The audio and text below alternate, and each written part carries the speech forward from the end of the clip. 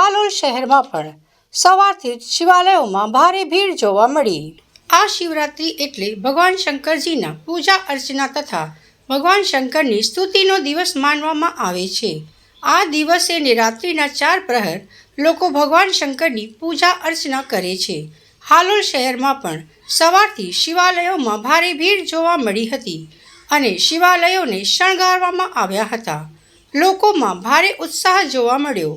આ દિવસે શંકર ભગવાનને પાલખીમાં બિરાજમાન કરીને સવારે 12 વાગ્યાથી શોભાયાત્રાના સ્વરૂપે ગામમાં યાત્રા સ્વરૂપે નીકાળવામાં આવે છે।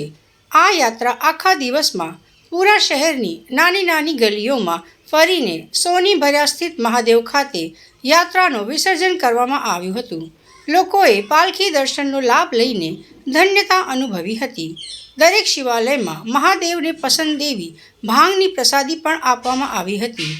દરેક શિવાલયોમાં સવારથી જ ભારે ભીડ જોવા મળી હતી અને હર હર ભોલે અને હર હર મહાદેવના નામથી ગુંજી ઉઠ્યા હતા।